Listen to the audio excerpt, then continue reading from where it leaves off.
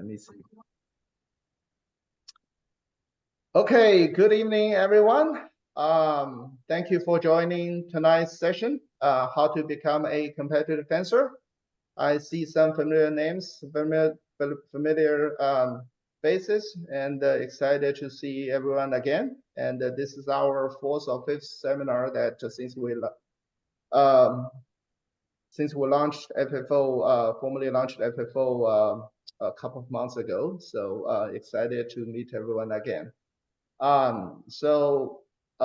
If you can see the screen on the left is Andrew Geva, Mr. Andrew Geva, who is our speaker tonight. Oh, yes. And so let me, okay, a lot of people logging out right now. So, okay, so let me give a brief introduction to him first. Let me introduce myself. I am Jason Liu. I'm the president and CEO of Fair Fencing.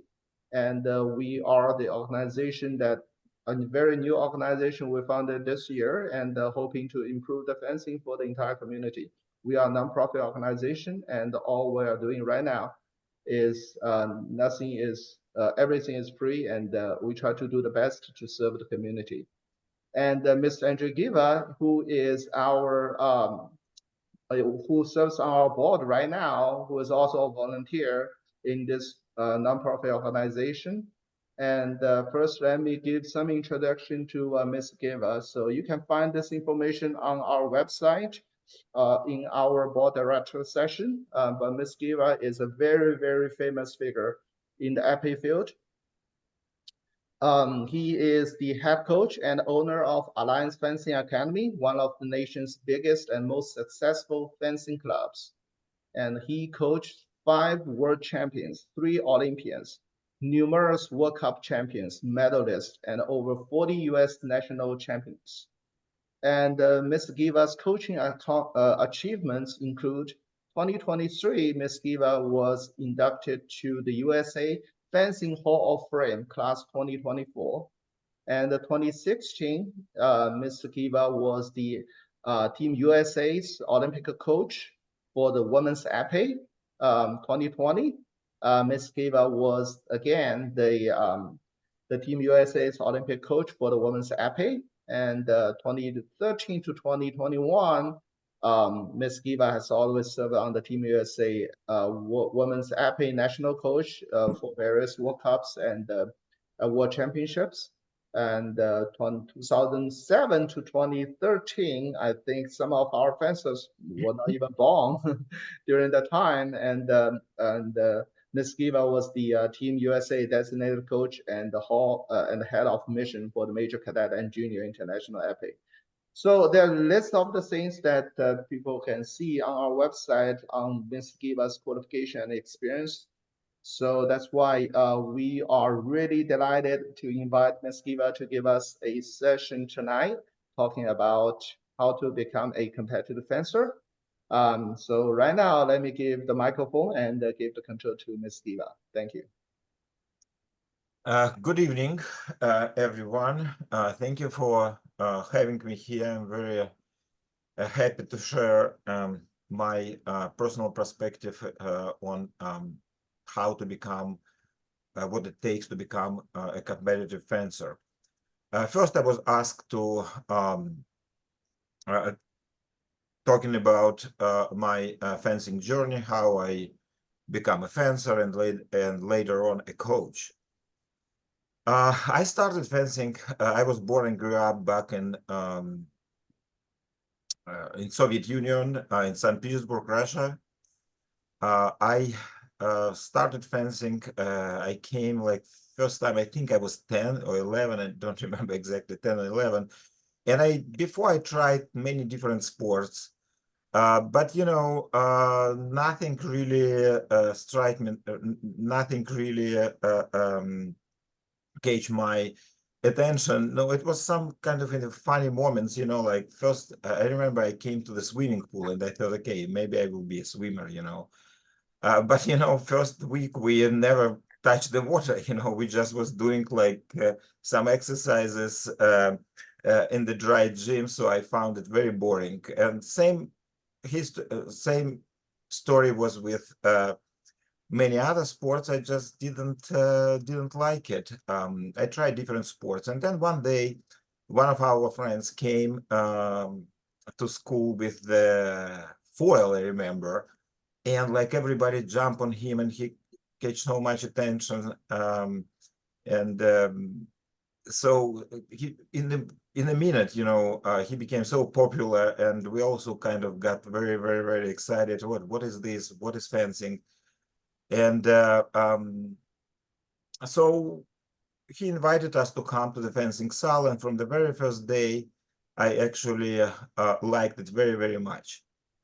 Now, I started as a foil fencer back in the days. In my time, most of the fencers were starting foil, and then they were moving to coaches will move us to epi or a saber. Now, at some point, like I did only 6 months of foil, and then it was a summer camp somewhere outside of St. Petersburg, but I didn't make it because my coach said, I have no potential. And this was my first challenge. He said, you kind of, you just don't have a potential. I'm sorry, we're not gonna, because, government pay for your camps and for everything. So they just choose whom they want and whom they don't want to take. Of course, it discouraged me. Of course, it was my first challenge. And then after summer, in spite of the fact that I was rejected, I came again. And they said, you know what, because I believe in myself, yeah, I do have potential. I just had some belief inside of me that I had to make it. And fortunately, it was a young coach who desperately needed new students for his first group. He just graduated from the university, and he started his fencing career, so he needed students. And, like all leftovers, including myself, they just put an epi in. And this is how I started. But I was so eager to prove myself that I can work hard and can become like a good fencer. And within a couple years, actually, I start. In the beginning, I didn't show results for like maybe a year or two, but I trained very, very hard, and then I start doing some showing some result on local level, and then start traveling. So finally, coaches took me outside of the city, and then some national tournaments, and I start doing better and better. And after 4 years, I made it to the sports boarding school. It's a very prestigious establishment, very prestigious organization, only top of the top, like really promising athletes. That not only fencing, but all sports. It was like kind of basics for future Olympians. And it was a luxury. I mean, if you understand what was life in the Soviet Union, I mean, you just upgrade your life to a completely unprecedented level. So basically, you can live there. You have like 5 times a day, very like good meal twice a day. You train. You also go to school. So the schedule was like 7 in the morning. We wake up. We go to school, we study like until 11, and then we have first training session for about 2.5 hours. Then we go eat. Yeah, we do breakfast, of course, in the morning as well. And then after that, we train, and then we have another meal. Then we do homework. Then we go to the second training session, and etc. And then somewhere around 10, 11, we go to bed, and then in the morning start over again. We train like this about 4 years, and after 3 years, I became the Master of Sports of USSR. This is a title that they give you after a couple good performances on the national level. So I was a candidate for the senior national team, not on the top like 4, 5 that goes to the World Championships, but I had opportunity to train with top athletes who do go to Olympic Games and World Championships. And I recall that I actually started learning fencing and how to become a coach there, from Olympians and world champions. I didn't want to be a coach back then. I had many other interests, but for some reason I was just observing, even writing down some of the drills, some of the exercises, and some of the tricks that better fencers executed during our practices.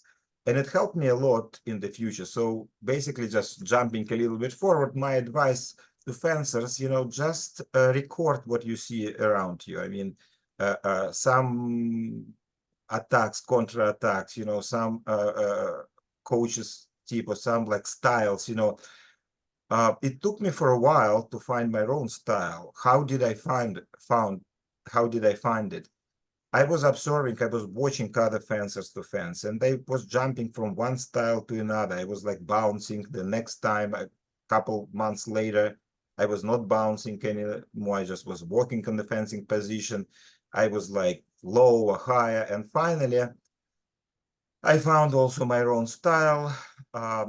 But because of some circumstances and Soviet Union political situation, my personal situation, I stopped fencing when I was about 21, and I had some good results on the national level, but I stopped fencing. I wanted to take care of my education. So I finished like aviation college, got some degree there, and then I went to biotechnology university, start studying there. But at some point, I decided that, I don't want to live in Soviet Union anymore, and I have to leave. And I did it myself. So my parents were kind of hesitating, maybe afraid, and they hoped that something good will happen there. But somehow, on the age 22, 23, I said, you know what, I don't believe anything good will happen there. And the main reason, I just felt so much potential. I wanted to do something big, but I was limited back there, and I decided to explore new horizons. So back then it's still Soviet Union, so I kind of was a traitor there. So they revoked my citizenship, they took my passport away, I was allowed to take only $99 in my pocket and one suitcase, and I found myself in Eastern Europe and Budapest, thinking what I'm gonna do with my life. So I didn't have citizenship, I didn't have passport, I didn't have like anything, and I just decided, okay, what do I do? I had few options, but finally I decided that since I have lots of Jewish roots, and my nationality is Jewish, so I decided to go to Israel. And I have some relatives there, and they said that they will be happy to accommodate me. So I came there and started working. I spent 1 year learning Hebrew and tried to continue my education. I wanted to go to biochemistry university there. It took me 1 year to get, to learn basics Hebrew. And then I was accepted to university. I passed all exams and was accepted. And then I started looking for a job. And then this is where fencing became handy again. I said, I'm a fencer. Why don't, instead of like do dishes, like on the kitchen, like many students do, I probably can teach fencing. And I found a fencing club, and I was 24 at that time. And then they just said, okay, you know what, you're still young. Why don't you fence for our club? It was actually a fascinating story. I didn't fence for almost like 2 or 3 years, and then now in a month, I had to fence at the national championships. So I didn't have even equipment, anything, and they just, on that like Rocky movie, I was running like in the forest. I pick up like 2 stones, some stick, like moving on the fencing position between rocks. So basically I was working, I was studying, and at the same time, on mornings or evening or even at night, I was training and I was practicing, preparing without weapons, without anything, preparing for the national championship. So I finished my shift on the day of the national championships. I finished my shift on the bakery. And at 6 in the morning, I took a bus, drove to the tournament. They gave me equipment, fencing equipment there. Fortunately, it fit, I put it all myself. And then at 9:30, we started to compete and finally ended up winning the national title. So I became a national champion and they got very excited and said, okay, you know what, let's do another tournament. I did another tournament and I won again. And then I became a member of national team. And I started traveling with the team. Finally, I exposed myself, to international arena. I fenced in 2 world championships, 2 world university Olympic games representing Israel. And I was okay fencer in terms of I was making time to time top 32 at World Cups and senior World Cups, most of the time top 64, sometimes top 32. And but at the same time, I was studying at university, and also I opened my first very small student club. Was not much finance. I started from scratch. I lived in Jerusalem, Israel, and I actually was no fencers there. Nobody never heard about fencing. I mean, they heard, but they didn't have formal, club or fencers there. So I started from scratch, and 2 years later, my kids start showing some good national results. And a couple years later, actually the entire team, like number 1, 2, 3, and 4 on the women's epi were my students. And this is how I became like a national coach, because, the entire team is my students. So I started traveling with them, learning and from that point, I decided, this is what I like the most. It always was my hobby, passion.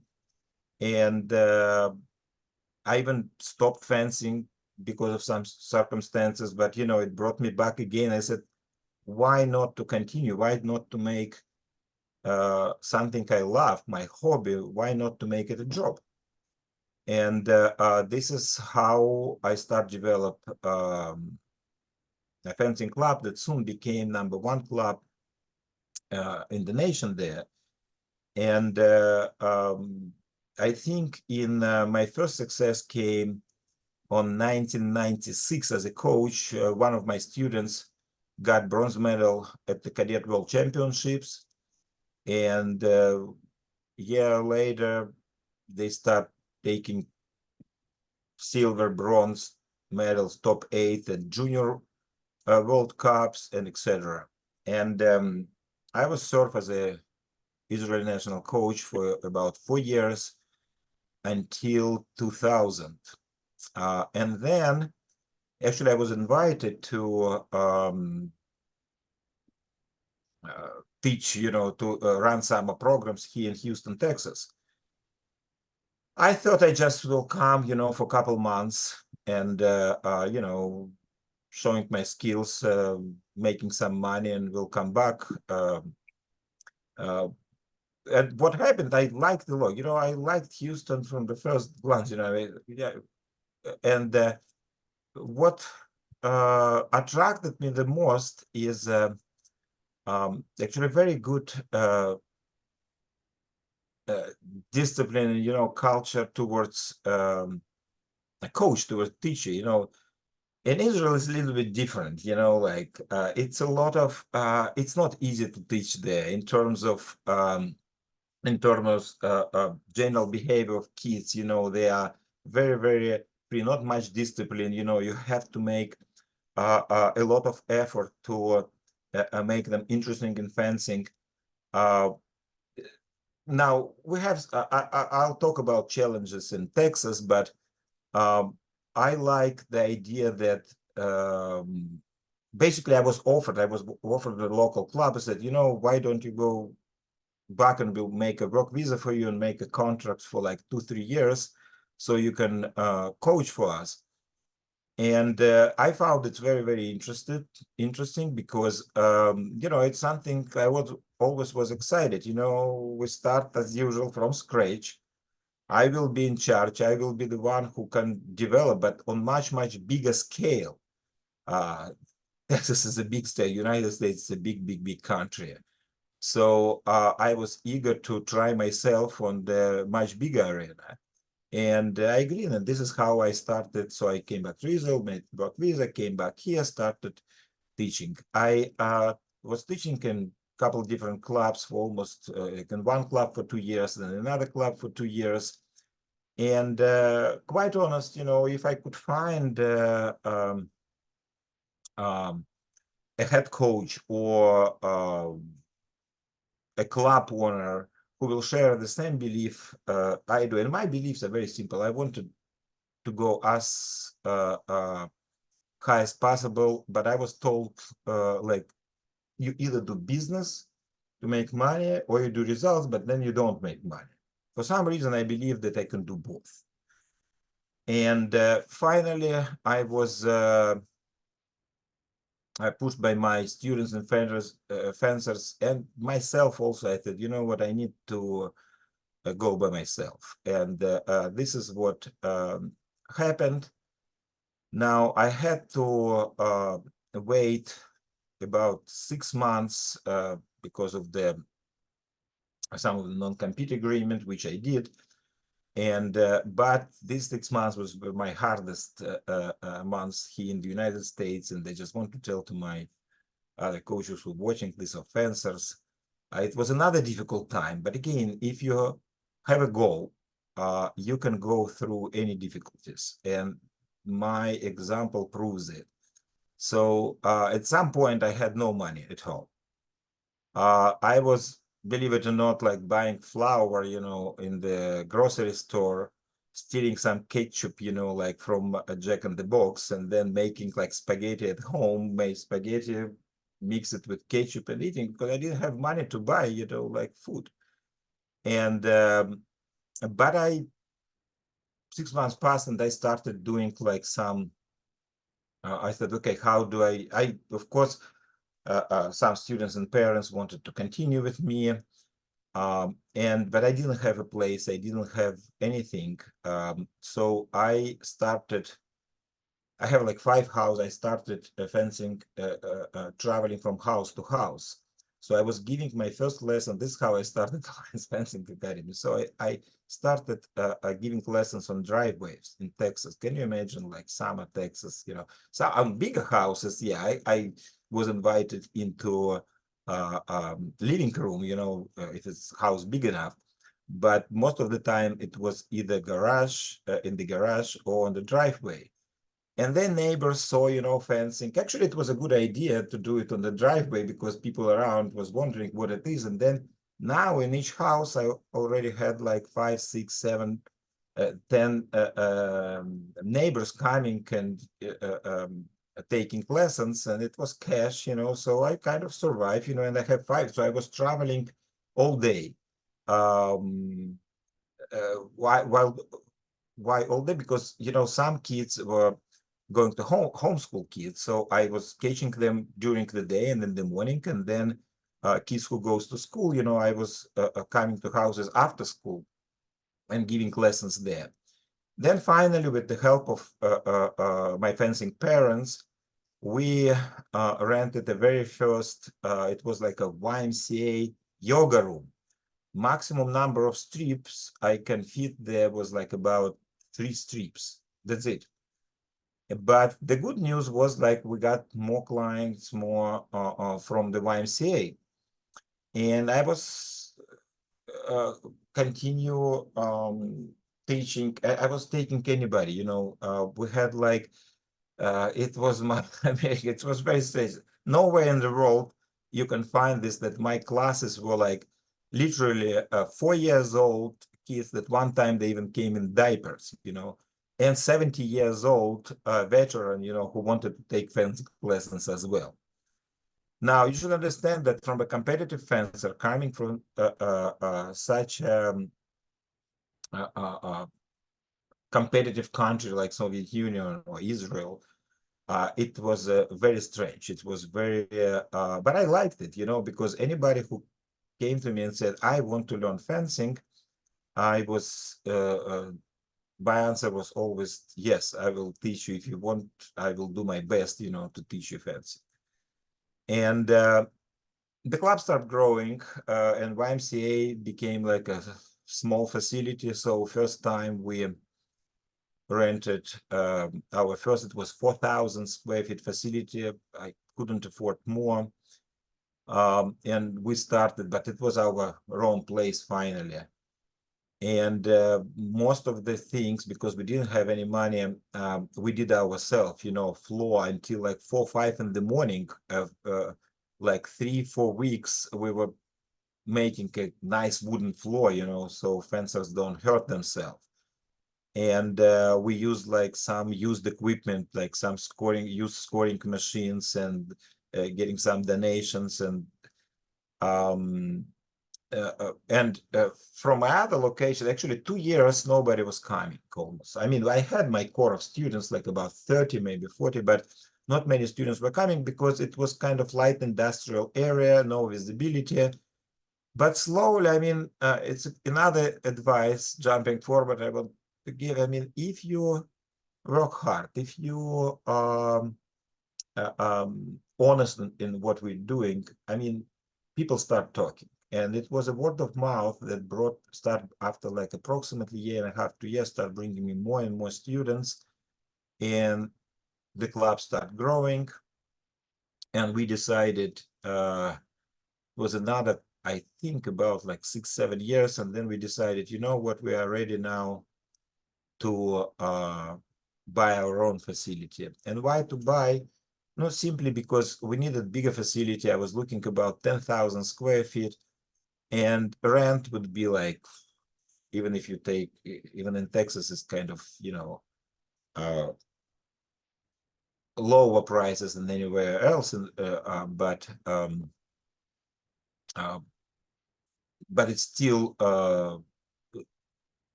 to buy, it's a better deal than rent, as long as you have like initial money.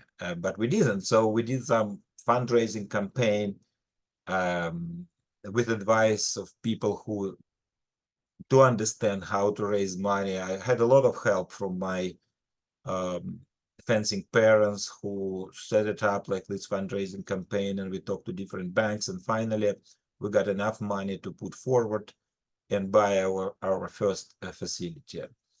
And about 1.5 years ago, almost 2 years, we finally made a big move. We got like a 21,000 square feet facility with like, well, I think how many, 38, 35 or 36 metal strips. With now we have like over 350, even more members. And I have 10 coaches, senior coaches, and 6 assistant coaches working with me. And meantime, yeah, we start getting, about 10 years ago, start getting like some very good results. I think for the past, not think for sure, for the past, yeah, this year we're gonna celebrate 20th anniversary, but for the past 18 years, all US world team in cadet, juniors, or seniors went to the world, had at least 1, 2, or 3 alliance fencers going to the world championships, Olympic games. And I think it's a very big success. It's not just one season we're doing well. I mean, season after season, we bring new fencers to the national team. And we're going to talk about today later how it's possible. I just wanted to introduce, the concept, what make our club successful. And the first thing, I had a belief that competitive fencers can go along with the commercial success. And yes, first of all, we do business because without fencing in America, the way it works, you cannot be successful coach if you don't do, or club owner if you don't do a good business. You have to do it because this is the nature of American fencer. We don't subsidize by the government. Our federation doesn't pay for coaches and fencers travel unless they make a world team. So you need to have money, first of all, in order to fence in this country. And once I understand this, I thought, okay, how do we make it competitive? And we build a program that satisfies both, our business model is, I think, very successful. If with the club money we can buy a 21,000 square feet facility and pay salary for 16 coaches, but it takes a lot of work. I don't know who else work as much as we do. Today, yes, early in the morning, we doing business, sending emails, thinking about advertising, working on social media, and then somewhere around 3:30 we start giving lessons. I set example to my coaches. I give lessons at least like 10 12, but about 10 12 lessons daily to little kids and also to cadet, junior, and senior fencers. And all our coaches work like this. We don't have some elite classes. We work with anybody who wants to come and learn fencing. We can accommodate that person. Now, the challenges, you should understand that Texas is a wealthy state. However, fencing is not one of the favorite coasts. We are not on East Coast, where a lot of parents familiar with the sport of fencing. In Texas, we have baseball, we have American football, we have basketball. These are gymnastics, track and field, very big, and gymnastics very big. So we have a lot of competition. However, I think at the same time, Houston is one of the most, I think, the most diverse city in the United States. So we have parents, we have from all over the world. If I'm not mistaken, about 117 nations lived in fencing. And of course, we take this niche, those parents who doesn't want the kids to go to American football or basketball or baseball, they come to us. And so what's the secret? There is no secret. We don't spend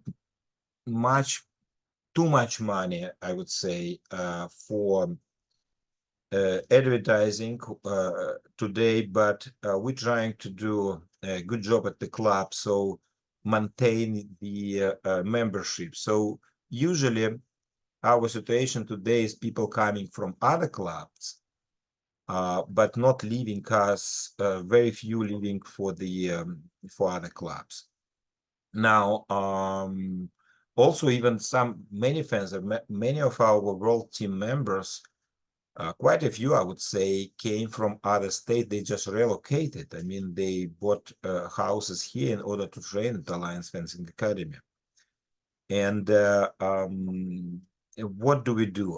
We promote, of course, like love to the sport and fencing, but our main goal is produce champions. This is what we want to do. We want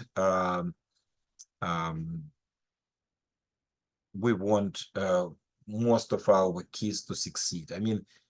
If you take some European or Asian countries, you would see statistically that out of like 10 new fencers who come to the club, by the end of the year, next season, maybe 1, 2, 3 will stay and others will leave for different sport. For us, it seems, I mean, many coaches believe that this is normal, this is what it takes, but it's not good for us. I mean, we try to keep them all. And right now, I think we're about close to 50-60% out of 10 fencers who start fencing with us. I mean, we're losing actually maybe 2, 3, 4, and then the rest stay with us for many years until they graduate to to college. Also, not to mention that we don't have any NCAA program here like in East Coast. Many clubs succeed, they're easier to succeed because you have a feeder, you have like a university next to you, and then people come and then, you know, they can continue, even if they go to university, they can continue train at your club. But not, I hope one day we can and we're working on this to open NCAA team here, and this will boost even more. More people will come to the club. But right now we are already a big club, but we don't want to stop. We have like 2 locations besides Houston. We have another location. We're trying to open a few more. We just don't. It's just too much work. We're trying hard to open another location, and hopefully it will happen to the near future. And so the main concept, what I want to say is here you have to, like, we compete with big powerhouses around the world. We have very strong European fencing countries, very strong Asian countries, and they train. Most of these countries are subsidized, coaches and athletes subsidized by the government, and they train much many hours than we do. So we need to find, we thought, okay, how do we compete with them? So what we did, we actually the only way to do it to make your training much more sufficient, and this is what we try to do. So we, I mean, the regular model, if you take like around the, if you look around the world, will be a fencer come to the club, get his private lesson, then do some fencing bouts, then go home. So we have like a 2.5 hours, sometimes 3-hour program when fencer come and we take care of. We have different age groups. We have like youth 8 separate group. We have youth 10, 12. It's another big group. I mean, youth 10, I'm sorry. And then we'll have 12, 14. It's a third youth group. And then we have cadet juniors together with seniors. And each group, when they come to the club, they don't just fooling around. There, I mean, they come and we have like 1 hour mandatory group class where we teach them how to move in fencing position, footwork or drills, you know, how to interact with the partner, how to attack, how to defend.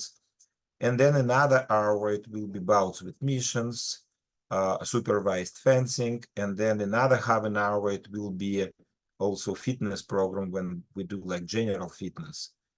And on top of this, besides these 2.5 hours, either before or after, they also take private lessons. Our private lessons are 30 minutes long. And we have meetings quite often, at least once a month, twice a month. We have like meeting with the coaches where we discuss how we teach our fencers, and if we come from the tournament and we are not happy with the results, we're trying to find out what happened and why not, why this or that fencer doesn't perform what we do next. And we always constantly update our coaching methods, our coaching approach, We're learning all the time. I encourage my coaches and fencers watch videos. Now it's a lot of video materials available online. We study, we're learning from them. We record our own lessons, our own classes, share with each other and trying to understand how we can do better. So we try to be much more sufficient than other nations or clubs in terms of in order to be number one. And so far we succeed, but it's never we never stop. I mean, this is the ongoing constant process, and tomorrow we'll learn something new. Tomorrow we'll make some new upgrades, and this is how we operate. And I think that's why we are one of the best clubs in the nation, because we're constantly learning, constantly update and upgrade our coaching methodic and approaches. Now, so what it takes to be a competitive fencer. I have some questions here that I may cover on my speech, but before I go to questions, I just want to touch base of how to train to become a competitive fencer. So again, this is my opinion together with my coaches. This is our opinion. This is our experience. I'm not saying this is how you have to. There is no, I don't believe in any authority in fencing that you have to do like this. What I'm trying to do here is actually share my own experience. You may like it or not, you can take something of it, but it's not the, Torah from Sinai. I mean, this is something to learn maybe from, but you have your own experience as well, okay? So the first question very often people ask, when is not too late to start? Again, I changed my mind many years ago. I believed that fencing ideal age for fencing will be around maybe like 10, 12, when closer to puberty, when muscles getting stronger, and then you can achieve like a faster results. Today, I believe that it's good to start when you're 6, 7, 8 years old. But saying this, I'm not saying that if you came, if you came like if you're 14 or 15 or 16, it's not late to start. You just have to work 10 times more than other kids. Now, if you come to me and say, you know what, I'm like 18, 20, I want to learn fencing, can I make Olympics? Most likely not.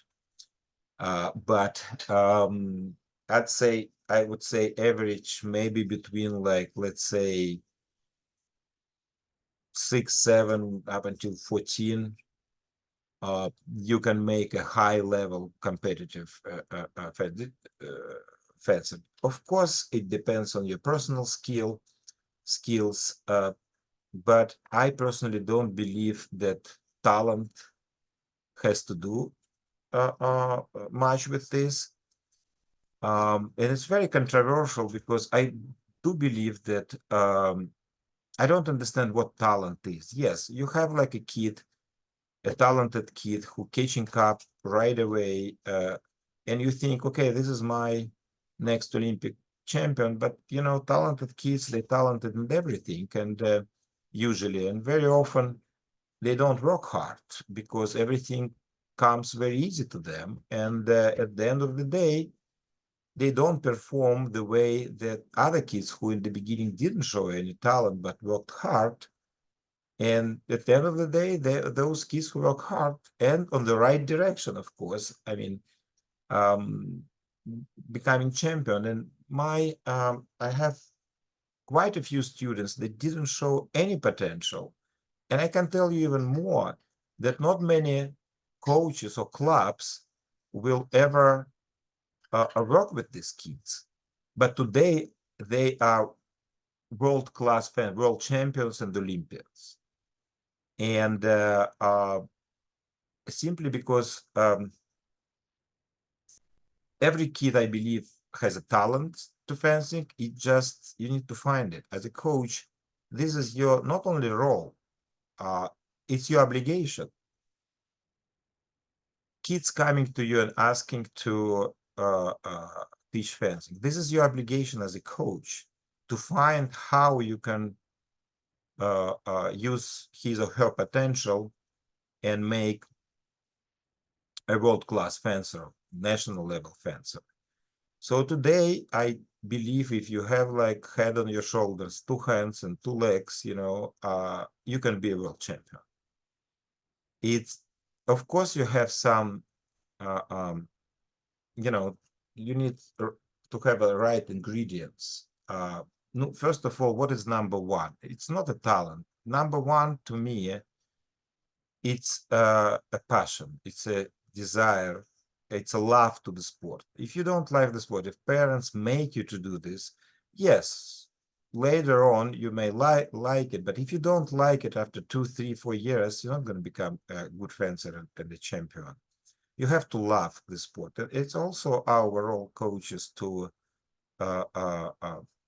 make sure that to kind of share this love, this love fencing with our kids. And once you have, why love to the sport and desire is important? Because once you love the sport, you're eager to succeed. When you're eager to succeed, you start working hard. And this is the key. Not only working hard, just, I saw in some clubs, like they work like, hours and hours, like 3 private lessons a day, hours of training. The key word here is on the working hard in the right direction. You need to understand, what it takes to go from A to B, how to develop skill. And coach, it's become essential here to guide you what you need. So don't be shy as a student. Don't be shy. Ask your coach, what do I need to improve? What should I do more? And actually, I remember one of my students came, and she was like not athletic at all, not athletic at all. And how make a fencer? I don't know. I mean, I just talked to parents, and they ask, okay, Andrew, what should we do? Can she be a good fencer? I said, yes, of course, yes, but we need to start going to the gym, so yes, they did like 3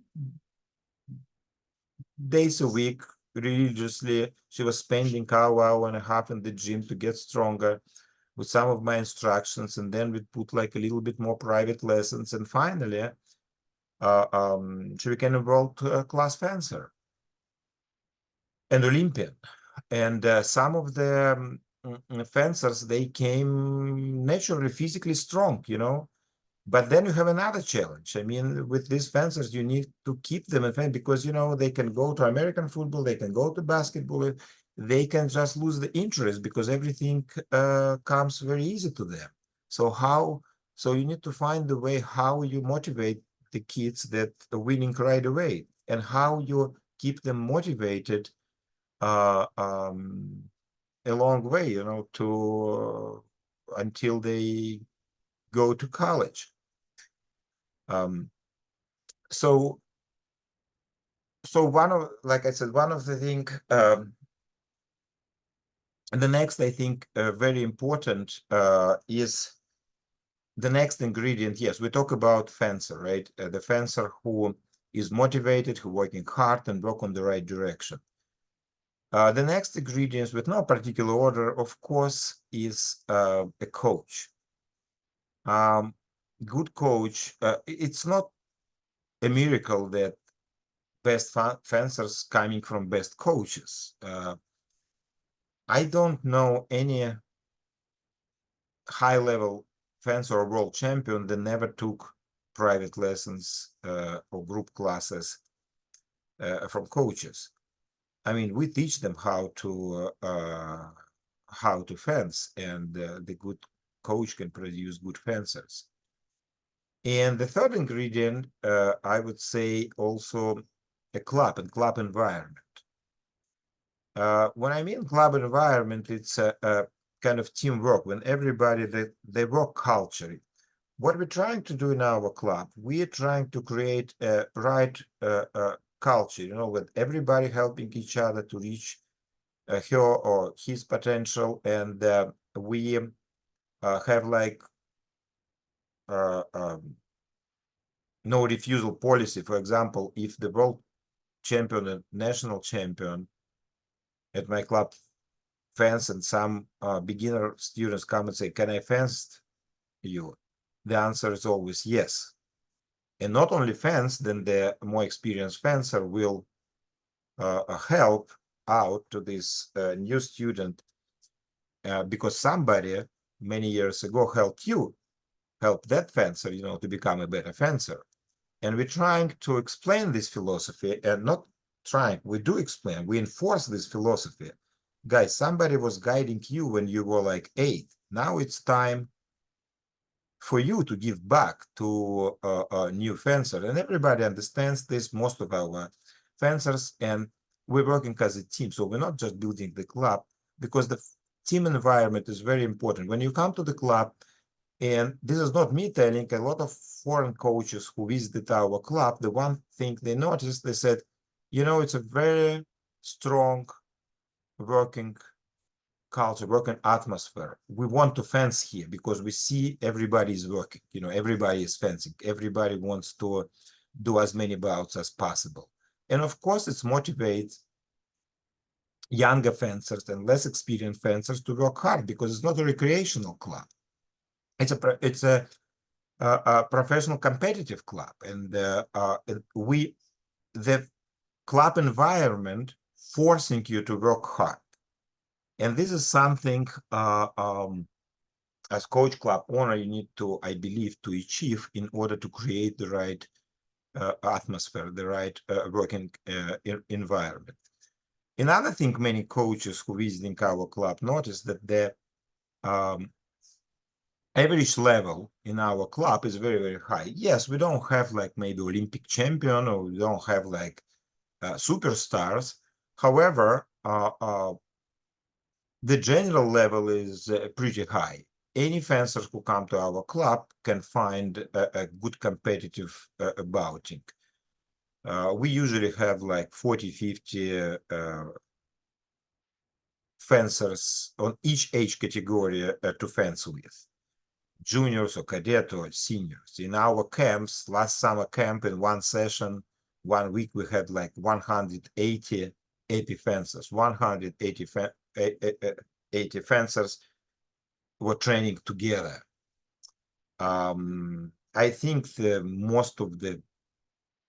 almost everybody who today is national team, 1 or 2 times visited our club and train in our camp. So these are the important ingredients, motivation of the fencer, professional coach, and the right club environment. These are the key for the success. Now, how many times you need to train? Like youth 8, I just share information what we have in our club. Youth 8 fencers, we believe they train like 2-3 times a week, hour and a half. Even if you like 6, 7, 8, hour and a half, 3 times a week, with maybe 1-2 private lessons for half an hour. Now, youth 10 fencers, the same. It will be at least 3 times a week, hour and a half each session, with 2 private lessons, sometimes 3 a week. Youth 12, 14 fencers moving to a little bit higher standards in terms of training. They train about 4 times a week, 2.5 hours each time. plus 2-3 lessons. We recommend about 3 lessons a week, and 2.5 hours about 4 times a week, 5 times a week for many fencers.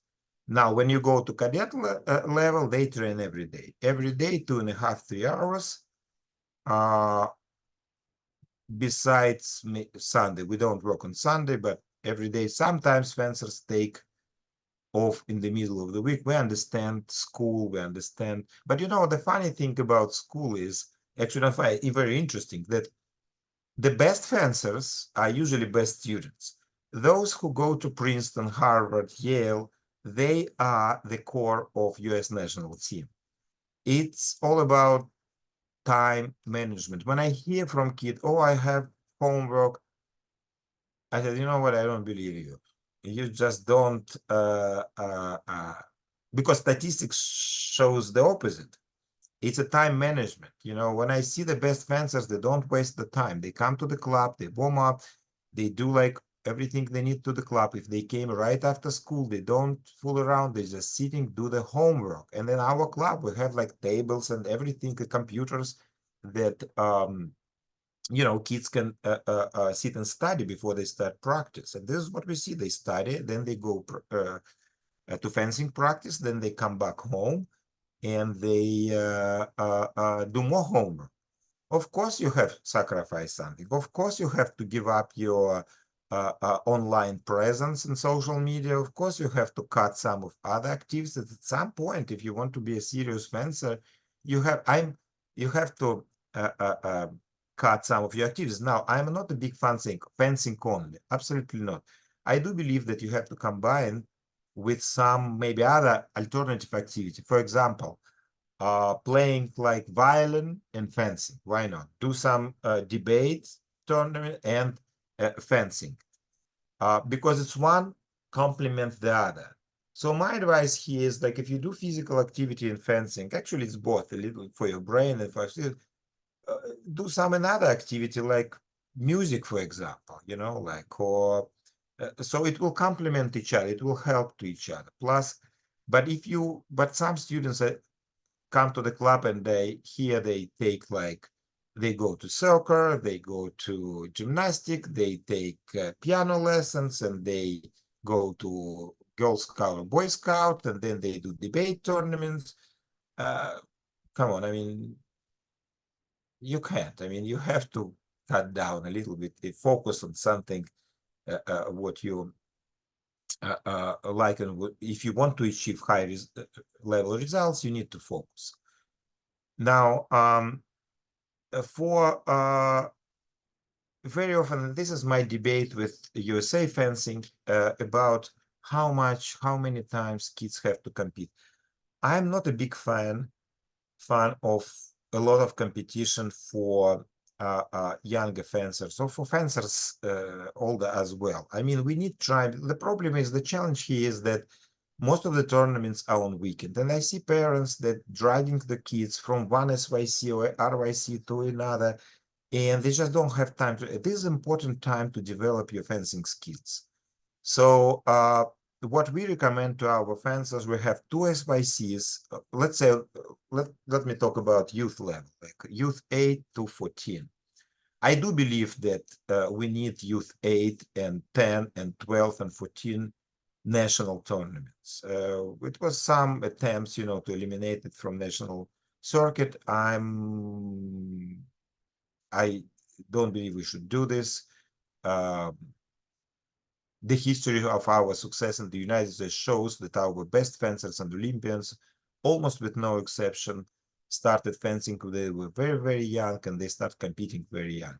However, you need to know the limit, how many competition you take a year. So if a youth fencer, what we do in our club, we recommend, we cannot make, we recommend, yes, we like we have 2 SYCs,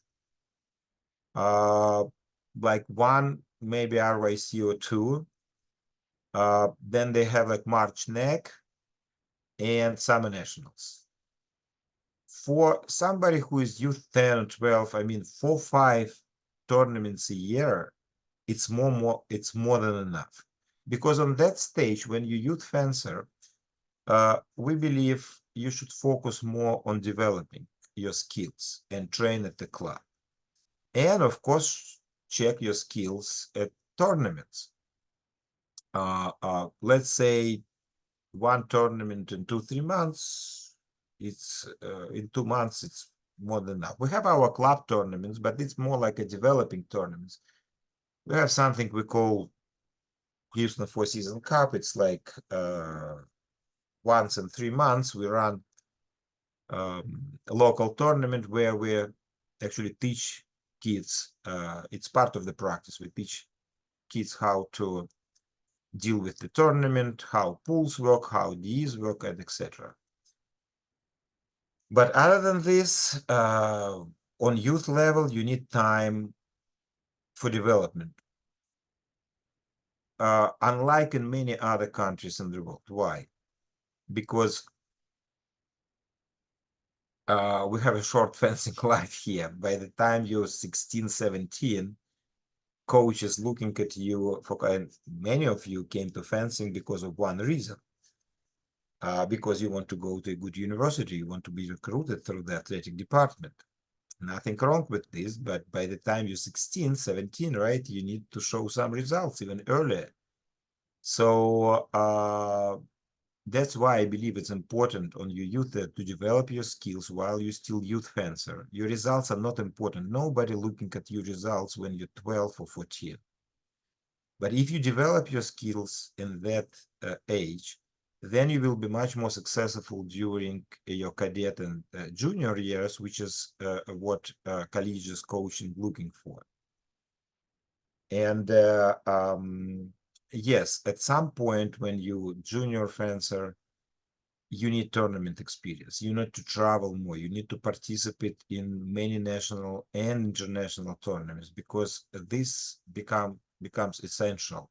Tournament experience is the most important now in that stage. So you see, you have stages. You have developing stage. Now you have a competitive stage where you're gathering some information from other fencers. You learn how to deal with the stress of the tournament. You learn how to perform during pools, during Ds, and etc. etc. And you're getting just more, becoming more experienced fencer. Unfortunately, not very many fencers, as we wish, will continue the journey as adults. You know, it's like in European countries, you see 35, 40 years old fencers still competing on the international arena. Unfortunately, due to our lifestyle here, it's nearly impossible. Unless you have unlimited resources, then you can continue to be a fencer. But our fencing life is short. I mean, after that, of course, many fencers do it recreationally, but I'm talking about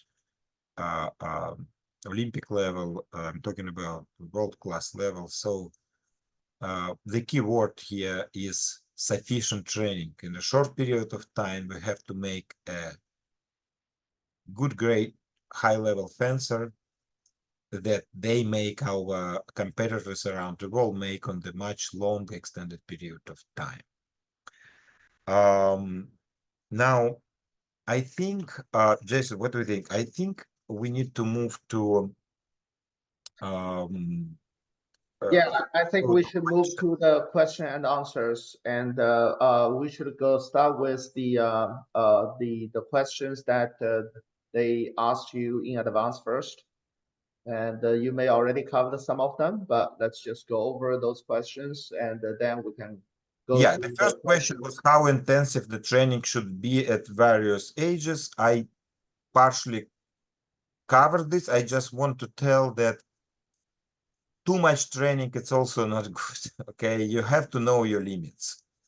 And very often I see parents forcing kids like I said, to go to all tournaments, train when you 10 years old, train like every day and go to all tournaments. It's also too much. Like I said, when you're young, I recommend maybe 3 times a week until you 13, 14, and then you can add more days. Private lessons the must. I mean, you have to take. I mean, not to high. I mean, if you want to be a high-level competitive fencer, you need to take group classes and private lessons with the coach. You just need to decide what coach, of course, what club, and what it fits for you. So, Andrew, let me clarify this, right? Because I think you talk about when you are a young fencer. Let's define young fencer from, let's say, 6 to 12. During this age group, then 3 times in a week. Then Yeah, above 12, 13 to yes. 14 or more, it will be 5 days a week or more. I would say yes. I would say some exceptions, of course, but yeah, between like 6 and 12, let's say we can divide it before puberty, right? Like between 6 and 12, you have to be careful how much you put on the kid because the body is not formed yet. Right. Psychologically, they're not ready yet for such pressure. But after puberty, when they're 13, 14, they become more adults, more mature, then you can put like more to stress them more and put like more training and challenge them more. Yeah, you have to take it step by step, easy. Yeah. Okay. So since what age you think the one-to-one private lesson will be? Any age. We have kids that look, you take plastic weapon, the earlier you start taking lessons, the better. For most of the kids, because the earlier you will get right technique, the faster you will develop. It's kind of a little bit tricky for coach. You have to have a good coach here because sometimes you're giving too many lessons on the early age, you can kill some fencers' unique style. Like as a coach, you need to see what is unique about this kid. What kind of style is it? That he will be like a French grip, pistol grip. He will be moving, I mean, bouncing or not bouncing. He will be more attacker or defender. You need time to see him fencing on normal environment before you start giving private lessons, so you can, as a coach, understand what directions to go with this kid, right? Because if you start right away, you just can kill his personality. He's like because some kids, they found their own ideas and intuition. They find their own technique, and we coaches even learn from them. At least in our club. So, but yes, I mean, So it really is up to the coach, right? The it's coach up to the decides. coach, but you need to start lessons the earlier better. I mean, even if the kid is little, we give plastic sword, and where they do lessons with the plastic sword when the number to the light blades. For lessons, we even put, we put like saber or foil blades into epi belgard, just to make, for lessons only, just to make the weapon lighter. But yeah, we teach technique. The earlier you teach technique, the better. Yeah. Okay. All right. Okay. Okay, next question was, what types of physical training should the fencer be doing at different ages? How many times and how long for each time in a week? It's very, very individual. We had some 10 years old kids, they already like shaving, they like very developed. We have some 10 years old kids that look like babies. We have skinny kids, we have strong kids. Look, if you have like 12, 13, 14 years old kid who already grow muscles and everything, I would say focus more on flexibility, focus more on yoga, focus more on stretching. He already or she already has muscles. You don't need to put more muscles in front of it. We are not in wrestling, So it's really, really individual. However, if I see a kid who doesn't have any muscles or like weak physically, yes, my first advice will be you need to do some extra physical activity. Now, again, before the body fully formed, we're not allowed our kids when they're 12 or 13 even, work with weights, to put like, I see some kids like putting weights and stuff. Look, your body is not formed yet. You need to work with your own body weight. So push-ups, set-ups, work with your own body, not to harm yourself, okay? Yes, that's why we have this half an hour kind of mandatory fitness class, because, fencing in one side is, if you're right-handed, you use your right side more. If you're left-handed, you use left. This half an hour fitness exercises at the end of practice kind of even up your body. It's very important. And some kids, parents don't see it's important. Okay, I took my private lessons, I did my bouts, let's go home, I need homework.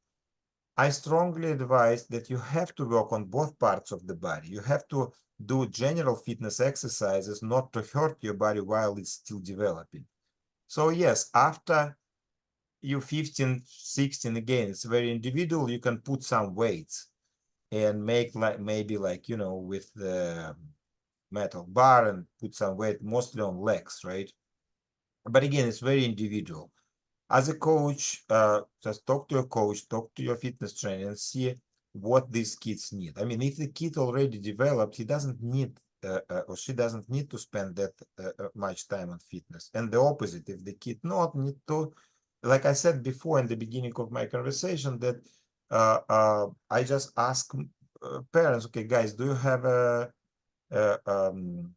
fitness club? Okay, please take your child to fitness club. We even have like few fitness coaches we communicate with, and we're telling them what kind of exercises we would like to work on. Like, for example, we don't want too strong like shoulders, like, or biceps. We mostly want the fitness coach work on core muscles, legs, calf muscles. This is what fencer need. They need basically an ideal fencer will have like relaxed shoulders, loosen upper body, and strong core muscles and strong legs. This is what essential for a fencer.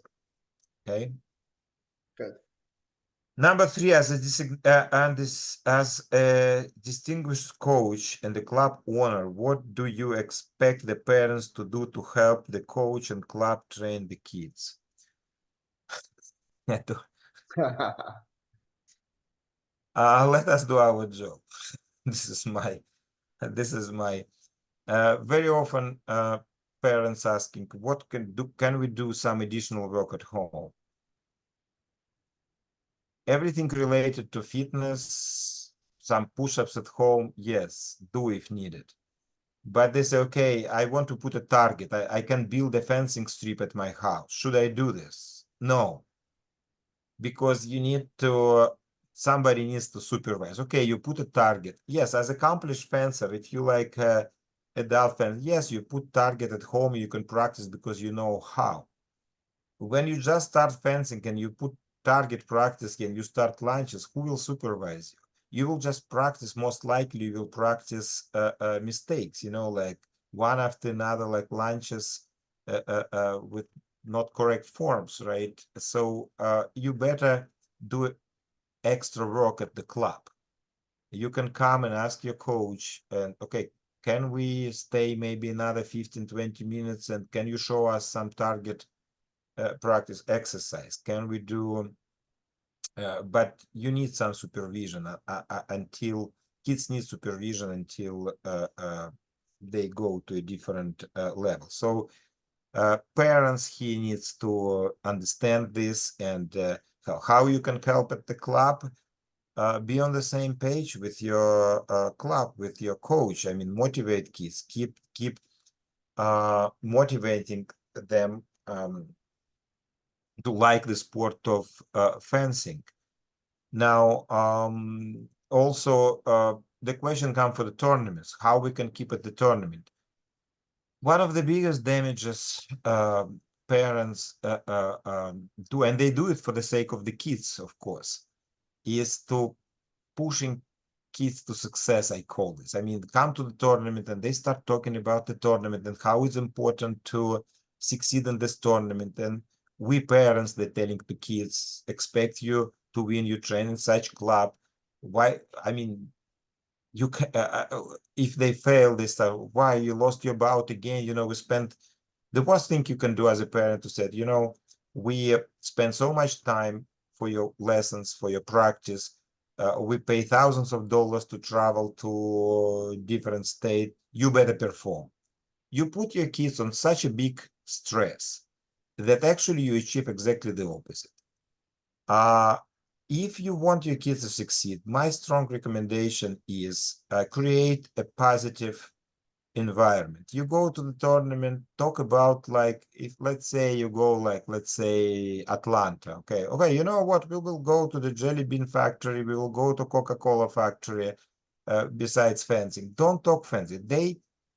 They're already motivated. They go there because they want to succeed. And if you put additional pressure, it doesn't help. The more calm they come to the tournament, they have to be happy coming to the tournament. Is like, you know, we work hard at the club. Now, finally, we have a tournament. We're looking forward for the tournament. We are happy to be there. It's not a mission. It's not a hard work. It's happy work. It's like something that you're looking forward to, you know? So this is how parents can help, you know, just take some stress away from your kids. They're already stressful.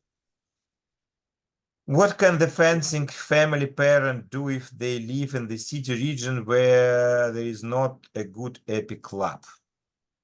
Go to the region where you have a good way. I mean, again, if you, okay, let me share our experience. I have parents who decided, who live like around Texas, either in like nearby states, Oklahoma, Arizona, New Mexico, and then they said, okay, we can travel like on the weekends. Yes, it can help a little bit, but you need a steady everyday training, consistent training. Once a week will not save your life. You will be a little bit better, but if you, depends what you want to achieve. If you want to be a little bit better fencer, yes, it will help. If you want to make a national team, you need to relocate. You need to make a decision. Go to the city, relocate if you can. If your job allows you, go to that club, make a decision what club you go, because this is essential. Strong club and strong coach is essential for majority of kids. Yes, it's hard decision. It's a very hard decision. I understand, not always possible, but this is my advice. I mean, you want to succeed once a week or once a month. I even have like fencers from New York area saying, okay, if we fly to you like once a month. No, okay, yes, we can take videos, we can do, it will help, but to make a national team or make it to the first recruiter to the university, probably not. I mean, probably you need to find a good coach or relocate to a good club. The next question is, how were you able to make Alliance Fencing Academy become such a large and successful club in the past 20 years in Houston, where traditional fencing is not a popular sport? I think I covered it, especially how you and Alliance Fencing Academy were able to send so many high school fencers to Ivy League colleges, knowing none of them school in Texas. No, I think I covered all of this. It was a very hard journey. It was a lot of work. I had a lot of help, you know. I just want to add one more thing, a lot of help from our fencing parents who sponsored a lot of our programs, who donated, either donated money or loan money to us. But in order to have such parents, you have to have a good reputation as well. I mean, they have to believe in you that you can deliver what they're investing on. Yes, we cannot do it. I cannot do it myself. I cannot do it myself without my coaches. Absolutely. I could not succeed at Fencing Academy because of the help of my fencing parents. But so that's why, I mean, you need to establish good relationship with your fencing parents, and not make them believe, but show with your work and with your dedication, with your passion, that this project, fencing club will succeed, and that's why you guys want to invest money here. Now, and this is what we did in the past, and this is how we became a big club with the help of so many different parties. Yeah. Some fencers sometimes have moments of mind blanking on the strip. In other words, they suddenly forgot everything and didn't know what to do. Is that usual, and how to deal with this? Yes, it's absolutely a normal reaction. You have to learn how to deal with this. Of course, you learn fencing at the normal, not stressful environment at the club. And when you come to tournaments, everything is different. It's a huge convention center, new fencers, fears. Your parents told you that you need to succeed. Your coaches, you think, expect you to succeed as well. And you kind of, all these butterflies on your stomach start like moving. There are a few tips here. It's normal. First, you have to understand, yes, there is no recipe. If you tell, don't worry, you tell to the kid, it doesn't help. It's actually, at the moment you said, you pronounce the word worry, they start to worry. So there are a few tips here. One of the tips is, no, of course, go to more local, at some point, go to more tournaments in order to get used to it. But even if you go to hundreds of tournaments, you still, some fencers, even on senior level, experience like all this, we went to Olympics and we see our senior fencers were shaking there. So what do you expect from kids? Of course, they will be stressful, right? What you can do, one of the things we advise to our fencers to create a certain warm-up routine. For example, you pick up, let's say, 10 exercises you religiously will do before the tournament. You develop them at the club with your coach. Let's say you jump ropes, then you run, then you do some lunges to stretch, but you need to remember the order and the exercise. What is the exercise and what is the order? And you do it at the club. Like, let's say you create a 15 minutes warm-up routine and you do it religiously at the club every time you come to the club. And then when you go to tournament, you repeat exactly the same warm-up routine, which in a way will kind of bring you back to the club psychologically. You will do something on that environment, strange environment, you do something that you are very, very familiar with. And this will reduce your stress a little. Other thing that helps to fencers is keep interacting with the teammate, not to warm up alone.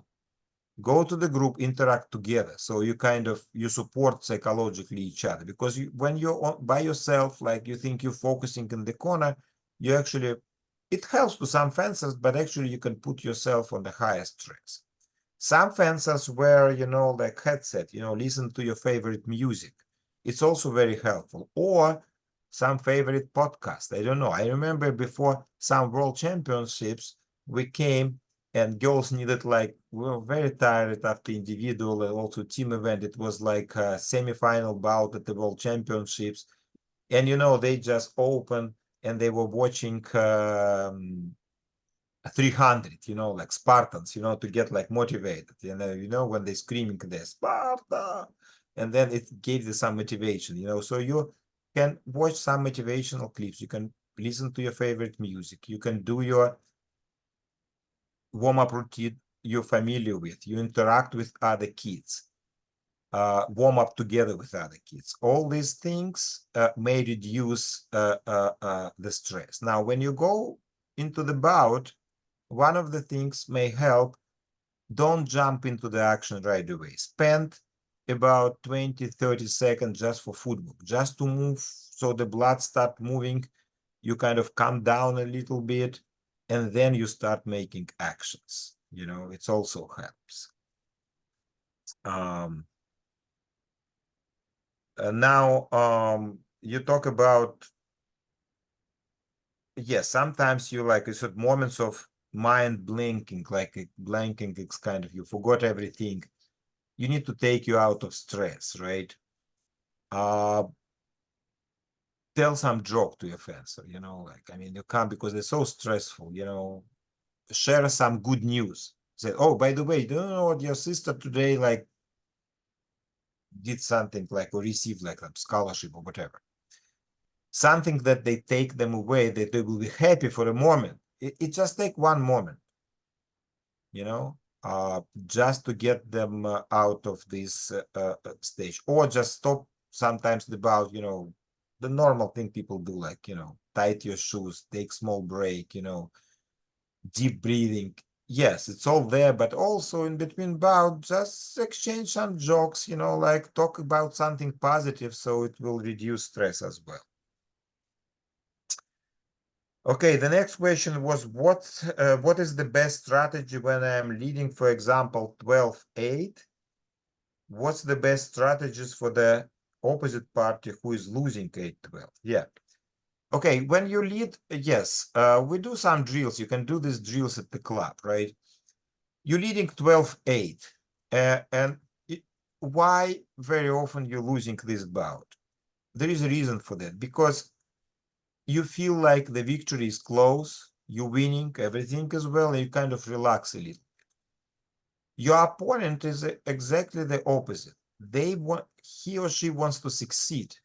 They fight harder, while you kind of, especially in epifencer, very often you want to end bout with like double touches. So you think about double touch while your opponent thinks about single hit. And this is the difference. So your opponent is a little bit more focused, a little bit more precise, a little bit more sharp. And instead of double touches, you see like touches start coming against you, and then you start panicking. Oh, I was leading and now you're losing, and this is how you lose the bout. One of the things you can do in training, every time you're getting close to the end of the bout, let's say you lead 4-1, don't count double touches. Just have a habit to finish your 5-touch bout or 15-touch bout with a single touch. For example, you are 14-12 up. Double touch counted for your opponent. It's 14-13 now. Another double touch is 14-14. Only when you score single touch, you can consider win. So this will bring you on the higher level of focus. Another trick you can do, flip the score. For example, you're asking here 12-8 up. Flip the score. Now tell to yourself, convince yourself that you're actually 8-12 down. What would you do? You will work harder. You will work like you will try to catch up. So you will still active. You will not relax. It's also may help. So the basic advice here, work on single touch. Forget about doubles. So this is one of the few advices I would get. Now, when you 8-12 down, one of the advices, don't rush. No, unless, of course, if you have like 1 minute left. But if you have 2-3 minutes left, it's more than enough time to catch. The typical mistake here, 8-12 down and you rush, you try to catch up. Don't. Just relax a little bit, take time, maybe even go back a little bit, maybe even draw the passivity card. So you can get confusing your opponent. What's going on? He is losing, but he's still confident, right? So play these like mind games a little bit, and then slowly start to build your attacks. So not necessarily, very often when you 8-12 down, you believe you have to attack. Maybe if you have strong defense, you need to push your opponent to the end of the strip and make them attack you, and use your strong part. Use your strong part, defense. Not necessarily have to attack, but you need time for this. So the first thing, no panic, calm down. Okay, I'm 8-12 losing. Try to summarize on the break or during your footwork. how did I score my touches? What was my single touches? Oh, it was peri for riposte. Okay, let's try to do again. Let's create this situation where I can use peri for riposte. Or it was a foot touch. Okay, let's go for the foot touch. So be more rational than emotional. So take emotions aside and start thinking, how do I bring this bout back? As long as you will be focused on how to solve this problem, you can bring this bout back. Now, other than typical jumping rope and sprint, any other physical training or sport may be helpful to improve fencing. How about throwing darts, badminton, ping pong, swimming, or mountain climbing? Yes, other sports can help actually.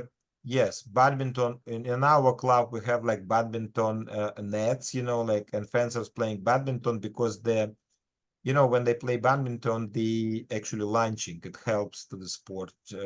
Different activity, but they do the same launches, same reactions, kind of. Yeah, other sports can help. I mean, uh, here I want to touch based on some fencers saying that believe that, okay, should I run like 3, 4, 5 miles to build my fencing endurance?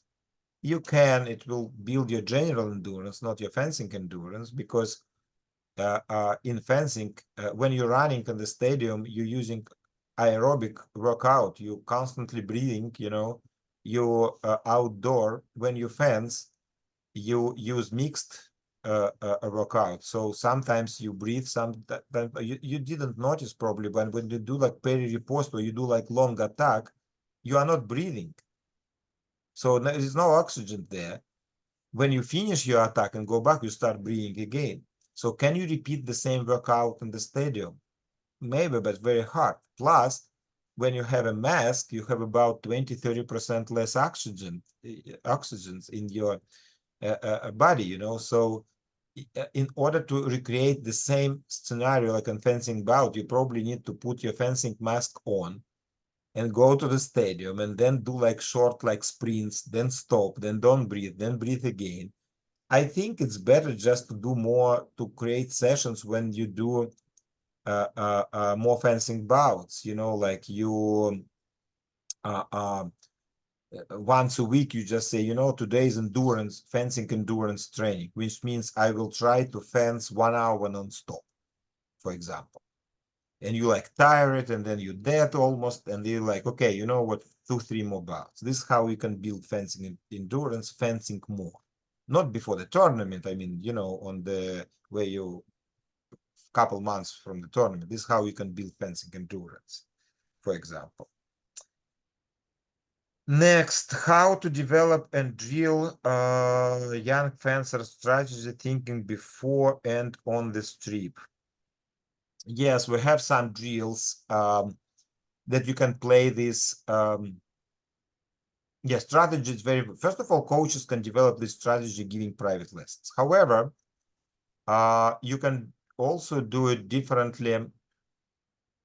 For example, you put 2 fencers on the strip, and next to each fencer, you put his teammate, and you both observing the bout. For example, every 3 minutes or every 5 touches, whichever comes first, you stop the bout, and your team has become a coach and coaching, and you discuss how to score, how to retrieve, and then you go to the next period and next period. This is how you learn strategy during training. And then you switch. The fencer who was a coach now is a fencer, and the other fencer who just fenced become a coach. This you develop the power of observation, because when you're a fencer, very often during the bout, you don't observe. But when you become a coach, so it's a team of 2, you like look at the bout, and all of a sudden you start analyzing what the opponent does, what my fencer I coaching does. You try, and this is how you may develop, some analytic skills. So this is one of the exercises you can do at your club. Okay. So this is one of the drills we do a lot. Does the concept of fencing epi with the technique of a foil hold true? So I understand the question is, does the concept of fencing epi with the technique of a foil? Back in the days, yes, foil technique, like I mentioned before, first they believe, like an old school, that first you learn proper foil technique and then you go to epi and foil. But I personally believe this is no longer the case, simply because all three weapons went so far away from each other. Even basic footwork is different. In foil, let me give you example. In foil, the foil coach will teach you advance, retreat. In epi, it's like more like half step or bouncing or jump instead of. So the footwork is different. Saber footwork is completely different. I mean, from also foil and epi. So from the very beginning, you have to teach epi footwork, epi skills, and foil may help, but may also damage because of the right-of-way rules. We don't have it in epi. If you spend 2-3 years in foil learning, after the end of your attack, you go back and parry. In epi is a different scenario. At the end of your attack, you can remiss, which is kind of illegal in foil, right? So these are different set of skills. So I don't know how much foil technique will help today, especially, let's say, if you're epi French grip fencer. I mean, who fence French grip in foil today? Holding this on the pommel and jumping, nobody, right? In foil. So it will not help French grip fencer, epi fencers. Now, the next one, if a youth 14 fencer is doing both epi and foil, will the foil be a plus or minus to epi? I just answered this. Do you encourage fencers to do 2 weapons or focus only one? Yes, I encourage fencers to do only one weapon later on, or just general fencing education.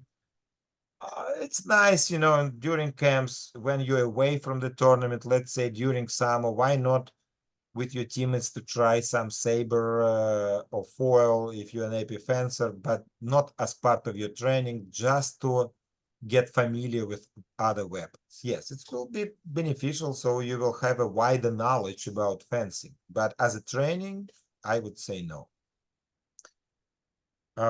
One of the female fencers at our club has a male stalker. Yeah, these two questions are more like administration questions. That's why I sent it to you. I think we can answer them, may not be here. But this is a more in general thing, not related to the topic today. I'm sorry that whoever No, raised no, the it's question, okay, yeah. yeah. If you want to answer, you can answer. It's just not probably to the Yeah, big so audience. then I done with these questions, and I will be very You happy. have there's a 14. There's a one that the next one. How do How you do you approach? approach learning a new skill in epi? What do you think is the best way to approach this? I don't understand the question. How do you approach learning a new skill in epi? What? Yeah, this is the email question we received. Whoever asked question, if you are in the meeting today, can you elaborate or just raise your hand? Let me know. I can let you talk. I mean, so many.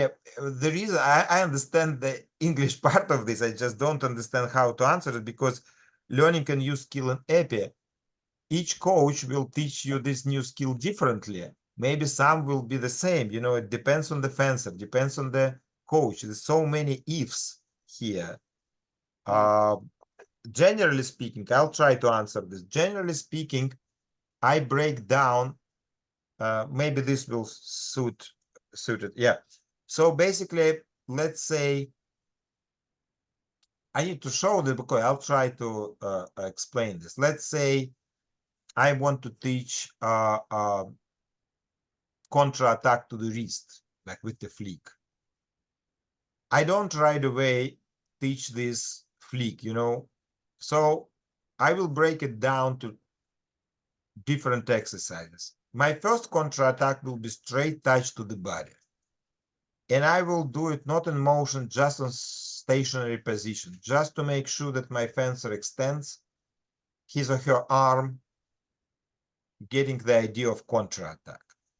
Then I will move to the elbow area and I say, okay, let's try now a different little bit technique.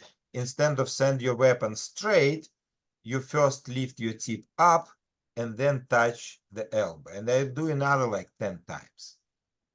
Then I will move to the wrist and say, okay, now let's say wrist touch. Now, since you cannot bend your blade on the wrist too much, let's just attach. I will introduce a concept of attaching AP tip to the wrist. And then it was all stationary. Then I say, okay, let's start doing this in motion. First, I will slowly move and we'll go step by step touch. Then we'll do a little bit faster. Then we will move together with the fencer. Then I will take the same fencer and will ask that fencer to do the same with the partner, not with the coach, as a drill. Then the next step will be I put in the bout and I put a bout mission. Now your mission in that bout to work on flicks.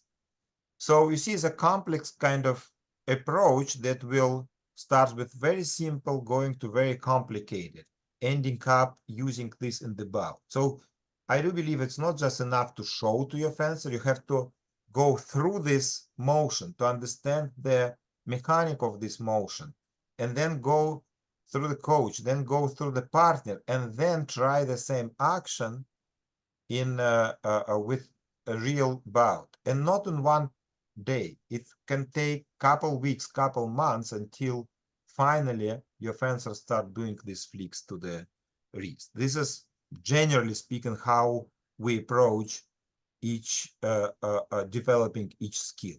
So we break it down to different parts, start with very simple basic and go to more complex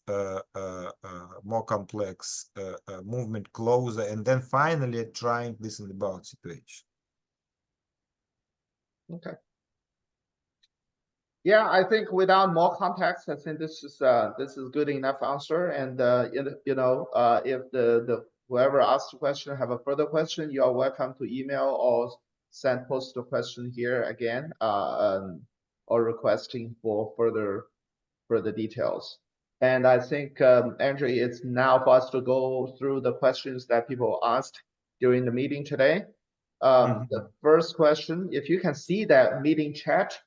Yeah, I see it. What is advice for people who started late at fencing? Yeah, Yeah. I'll go. Let's go. What is your advice for people who started late at fencing? No, depends where. My advice, like I covered in the beginning, my advice is to work. Okay, it's simple logic. If you start fencing, let's say where you're 14 or 15, you fencing somebody, you're facing somebody who started, let's say, fencing in 8. Probably that person already learned much more skills that you have no skills yet. So you need to catch up. So meaning that you need to train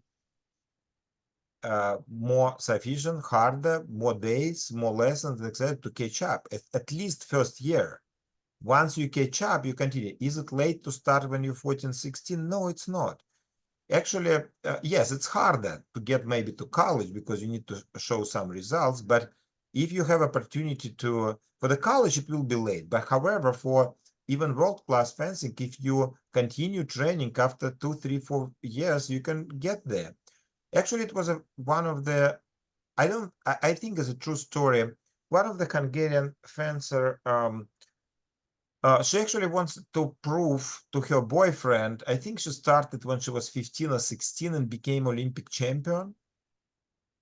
Because the story, I don't know how Yes. much is true. The story is saying that, you know, she just wanted to prove her boyfriend, who said, oh, you cannot learn fencing, that she can. And she was so enthusiastic about that she became Olympic champion. You know, everything is possible. Yes. Now, we are beginners, 9 years old, female child interested in fencing. So we join her. How do we know if our child has potential to be a good fencer? Yes, your child has a potential to be a good fencer. I covered it in the beginning.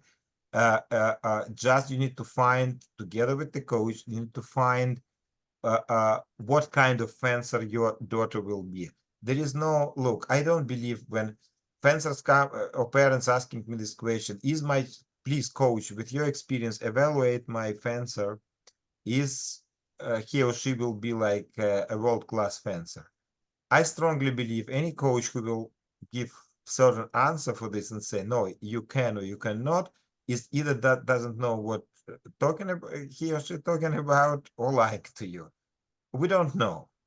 All we know is the only answer I can give is if you bring your child here every day and your child loves fencing and your child will be work hard, I'll do everything possible. And most likely your child will succeed because we are a strong club, we have strong coaches. You have child who loves fencing. There is no way this child will not succeed. When, I don't know, maybe next year, maybe in 2 years, but yes, it will happen. Okay, I think Andre, the next question is right after the first one is what are your advices on doing back flicks and off flicks?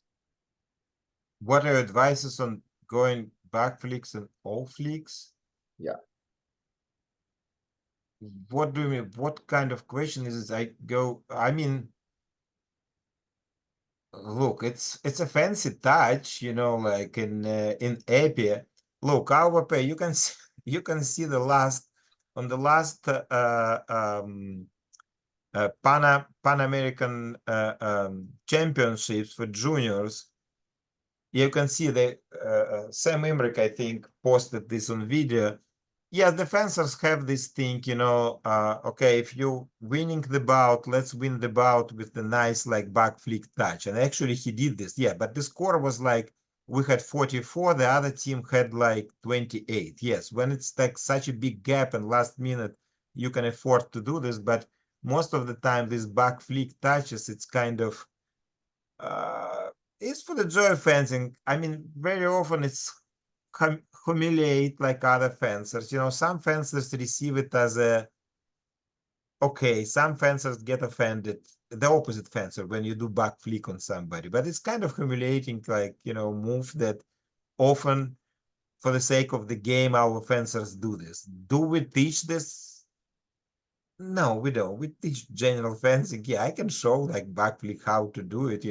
And like for example, Max Hanser, the Swiss fencer, one of the top epi fencers, he does it all the time, especially at the end of the bout. He always want to finish his bout like with the a very beautiful back flick. Yes, it brings to fencing some joy, some attractivity. It's not. I had nothing against this. Yeah. Okay, next question. Yeah. Next question. What do you believe is the best mindset as a competitive fencer?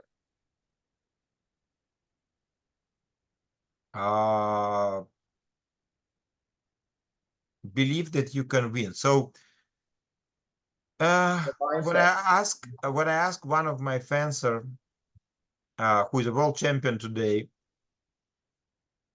when he was like young, like I remember I was asking, we had a conversation, what do you want? He said, you know what? I want to be a world champion. There's the only thing I care. I don't care about this. Don't care about that. I want to be a world champion. And this is a very right and good mindset. Not everybody can do this because generally speaking, the answer is fencer who wants to be world champions or national champions are different from anybody else because they believe that they came to the tournament not to survive. They came to the tournament to win. And when they fail, they don't believe that they failed. They just said it was just a bad day. Next time I will win for sure. And very often, this is the mindset that believe in yourself.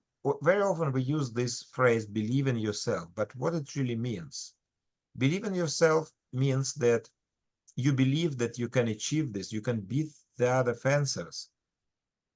And every time you fail, you just tell yourself, okay, you know, now my odds, my chances are even better because I failed, but, you know, at the end of the day, I will succeed. All I need to do. So this kind of fencers, after failure, they come back to the club and they work twice harder and they try to, and smarter, not only harder, also smarter. They see, okay, what did I wrong? What should I do different? And they analyze, they do some homework, they do fix mistakes, and they come to the next tournament more prepared. And it's a process, it's a long process, but this is supposed to be a mindset, okay? Know that you can win, believe in this, and then know how to deal with the failure is very, very important. And also know how to fix your mistake and how to get ready, how to prepare better for the next tournament. Next question. Yeah, next question is, what is your advice for shorter stature fencers? What my advice for shorter fencers? Shorter stature fencer. I don't know what that means. I don't either. Where is the If you scroll down next little bit, see.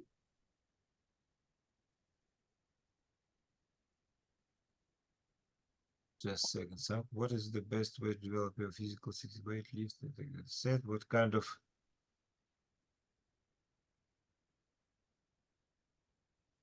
Yeah, basically, it's what is your advice for shorter fencers? yeah, here. So shorter Yeah. stature fencer. I don't know what stature. What is your advice for shorter fencer? Okay, if you I don't believe you need to give some advice there. You just need to watch the statistics. Okay, what are the statistics? Okay, if you take the world-class fencers, okay, let's take in épée last Olympic champions. Romain Canon, he's not very tall. Park, who won like another Olympics, also not very tall. Actually, short, the Korean fencer. The other one, Limardo, is not short but not very tall, who won like the London Olympics. I don't recall Pavel Kolobkov, Russian fencer, who like probably one of the best fencers of all time, is not tall, even shorter than average. I don't recall really, really tall fencers who, besides Borrell, yeah, today Borrell, yeah, from France, he's tall, but you see, I don't see much correlation. I see like that it's a different set of skills. The taller fencer has longer reach, maybe advantage, some advantage, but they slower, they have less coordination, unless they're some monsters, you know. Shorter fencers, they have shorter reach, yes, not long reach. However, they are faster, they are more coordinated. So in épée fencing, if you're really short, you need to base your fencing more like focus on better technique, essential like wrist and foot touches, develop a very strong flash attack, right? Look at our fencer Sam Emmerich. He is not tall. He is shorter than average. He got like, you know, he's 18. He's a cadet world champion, bronze junior world champions, bronze medalist. He's number one this year. Maybe he will be number one in the world on ranking. Now he is currently number two. And on the recent senior Grand Prix, he got bronze medal, and he was the shortest fencer there among like all these guys, you know. But at the same time, like I mentioned before, Borrell, you know, like he is pretty tall guy, also winning tournaments. So you just need to find a different strategy for your skill. This is the beauty of fencing, that your physical skills are not limitation. Yes, I answered that one. Yeah. Yeah, I guess that's really the question because I think the takeaway is that for short fencer needs to build up the skills to use the speed or other techniques to fence, right? That's really what it is. The next one, how often do you recommend one-to-one coaching for Y8 to 10? At least twice a week. I mean, I would say 2, 3 times a week, like 4, 5, too much. You will warn the kid out, not necessarily to do, unless you do like 10-minute lessons. I mean, okay, let's say if it's a half an hour lesson, 30 minutes lesson, I would say for youth 8, 10, 2, 3 a week. Okay, next question. What is the best way to develop your physical for fencing? Weightlifting, body weight exercises, etc. Body weight exercises is number one by far. Weightlifting, I don't see it's necessary unless you want to work on your legs and maybe core muscles, but most of the time body weight is more than enough for fencer. Yeah.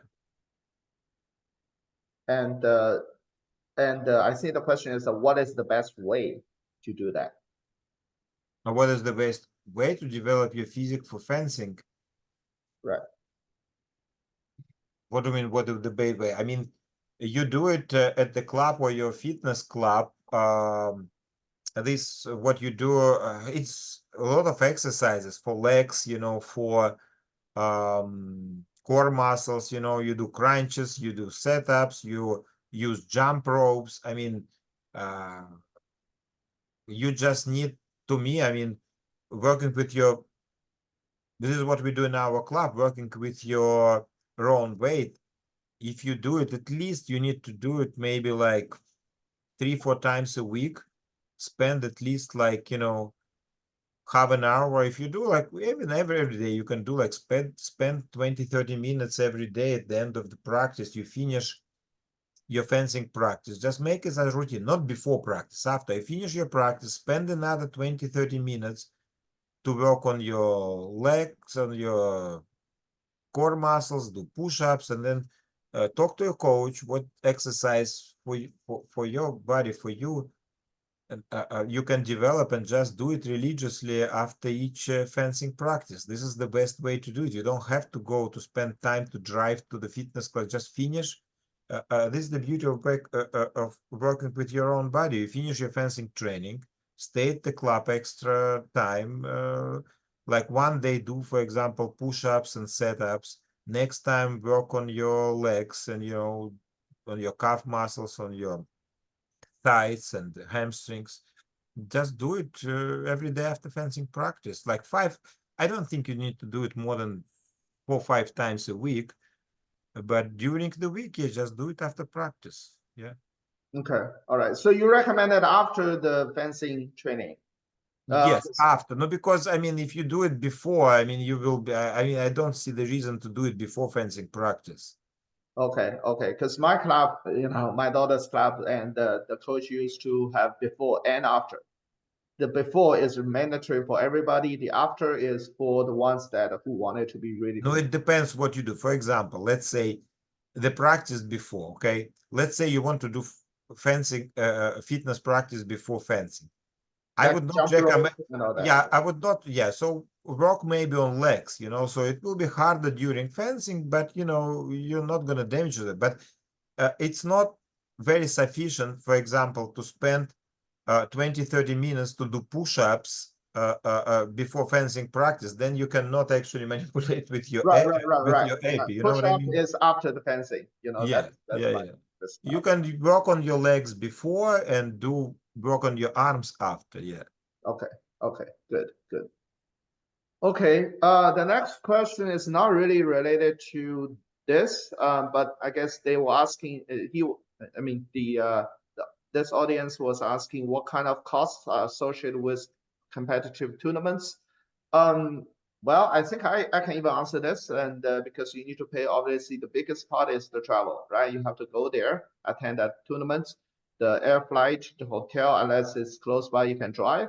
And if you want to do a really good in the tournament, you need to invite the coach, and you have to share the coach cost and etc. So of course, I mean, when you go there, it's opportunity for you to buy weapons and buy the clothes. These are all the costs. Fencing is not it is an expensive sport from that perspective. Um, but I guess that's for any sports that if you reach to a competitive level. That I think it's not really related to Andrew. That's not related to the coaching and the FA techniques. The next one is the same audience. He or she was asking, typically, what are the college coaches looking for in an ideal fencing candidate? I think Andrew, Yeah. you want to answer this. Yeah, it's okay. So few things. Besides that, okay, when colleges coaches recruiting, I mean, they have two processes there. First, they want to secure number one and two top recruiter, a fencer who will most likely represent themselves, the college, actually, at NCAA championships, because this is what counts for them. So first of all, they looking for the top fencer. So for that, they looking that you have to be like on the very top of the rank, junior ranking, right? But they don't recruit only one fencer, right? The fencing team, the number of fencers they can recruit is vary from college to college. Some colleges can recruit 2, 3. Some colleges uh, can recruit more, 5, 6. Some colleges say, okay, we're done with recruiting. However, we need fencers for our fencing team, so we want to take you as well, even if you don't have some high level results. So first they want to secure number one and two. Then they're looking and then the rest. So my advice here, if your kid is not in the top like 8 or 10, on the national ranking, please don't give up, because he or she may be recruited in the good university, even if they're ranked like 30, 40, 50 on the ranking, okay? Now, few things, one of the things collegiate coaches looking for is your these days, like your attitude, like, are you going to help our team or are you going to spoil our team? Because some fencers coming, even top fencers, and they may come to the college and they kind of, I have my own style, my training. I don't like this. I don't like that. Start talking to teammates and maybe too selfish. And if the coach, NCAA coach, sees that potentially this candidate, even if a good fencer, but can destroy the spirit of my team, I don't want to take him, right?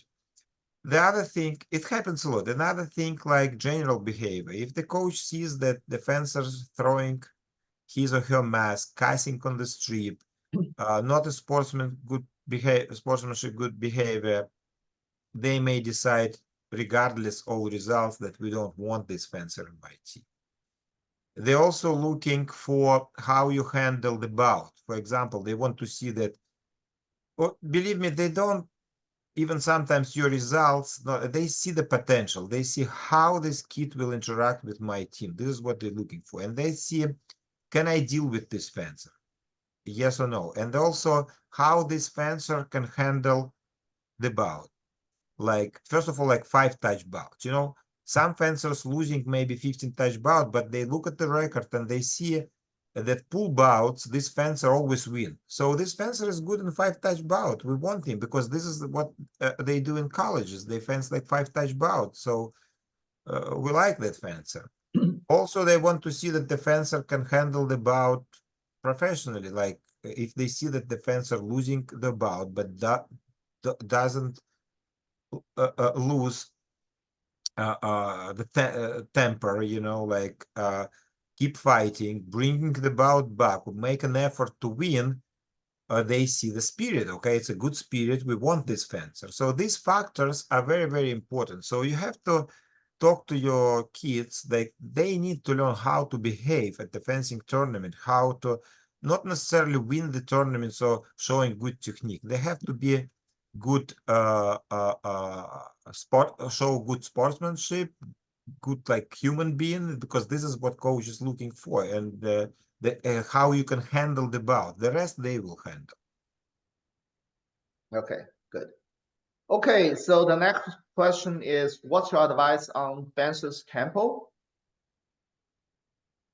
On fencer's tempo. Yeah, tempo.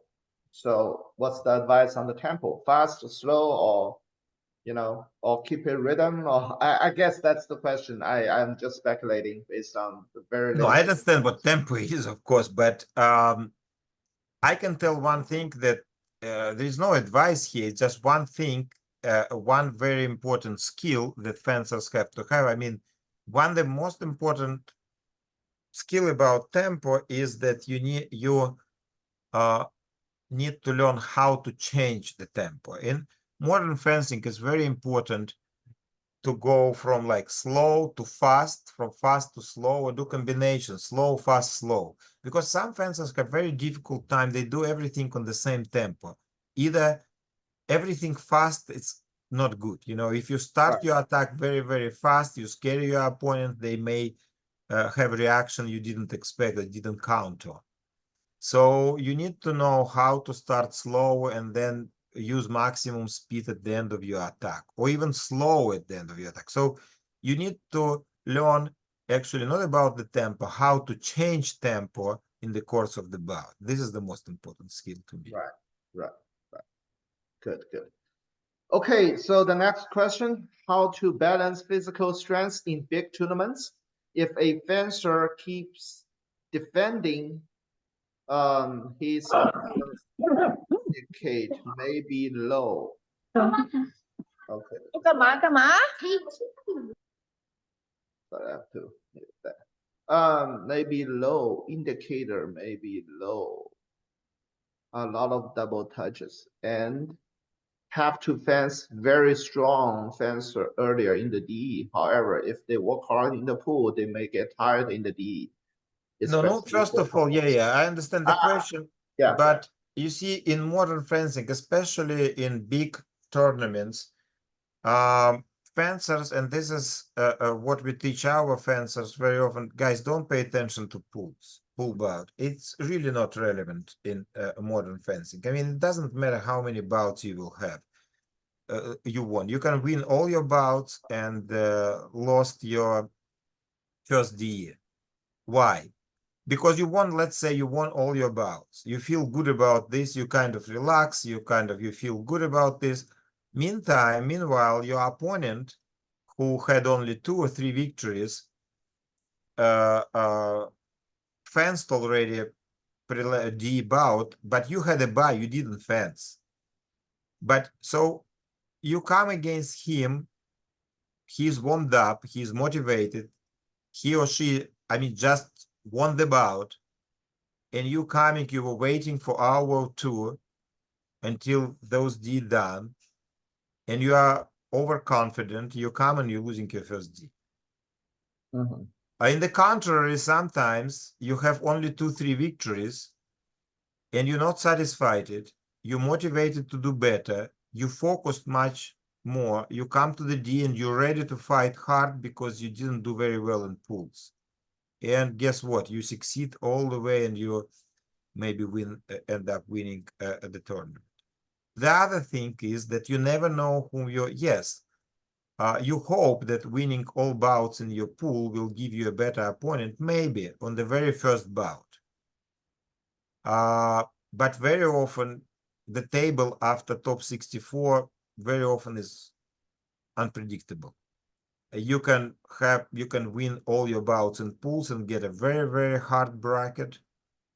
You can drop few bouts in pools and have a very lucky good bracket. I would not recommend to gamble with this and on purpose drop some bouts during the pool. Just do it. I mean, pools are not for the pools. The purpose of pools is to warm you up before the Ds. Make sure that you have at least 2, 3 victories so you go through the pools.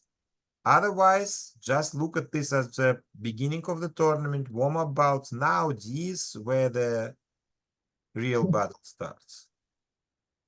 Okay, but I think the essence of the question is that do you think it's good for the fencer to spend a lot of time warming up and put all his or her effort in the pools to get the best results as possible, or conserve his or her energy, not pay too much attention to the performance of the pool, then try to do the best indeed? I guess that's really what the audience was I asking. don't think it has to do something with the energy. I mean, if you want to be a high competitive fencer or you're a high competitive fencing, there is no, it's not that difficult to handle one pull. I mean, you have 6 bouts. What kind of athlete you are if you cannot handle 6 bouts? I mean, come on, it's not, you come 6 bouts would be very easy. I mean, you don't have to save energy here. If you tire it after 6 bouts, I mean, you need to revise your training, you know? Yes, I agree. I agree. I think that's really the same. Yeah, I think that's really the same. I think this is probably asked by a beginner fencer, I would Yeah, say, or fencing parents. But indeed, that the physical strength and the endurance is a key, for this game. of course. Yeah, of The course. better you are, the longer you're gonna fence. You're gonna fence all day long. So yeah. Absolutely. Yeah. Yeah. Okay. Next one. Will you consider to open another site in the middle of Texas like Austin? I know who asked the question. Look, I actually asked to open alliance not only in Texas, in other states, you know. Uh, I mean, it's on the table. The biggest challenge here to find somebody you can trust 100%, because you know you open the club somewhere like in Michigan or New York or Washington State, you know, like they open the club and then they just become, okay, it's now our club. Thank you very much. Goodbye. Mm, So you need to have, this is the first challenge. You have to have somebody you not only trust, but actually share your vision and wants to work alongside with you for many years to come. The second challenge, whoever is there, it's not you.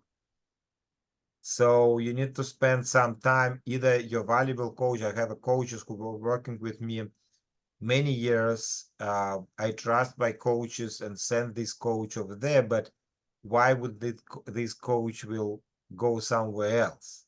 Unless you have some lucky circumstances that they relocated. Yeah, the ideal situation, if one of, not ideal for me, I mean, because I don't want to lose my coaches, but let's say one of my coaches, experienced coaches, for some reason decided to go to another city or state, and of course we'd consider, okay, you know what, let's open alliance there. Yeah, this will be ideal situation because he or she knows how to work, what it takes. I don't need to teach, but just to hire a coach and open alliance in other states, it's nearly impossible because you need to teach this person for many, many months, you know, years, you know, how to do what we do here.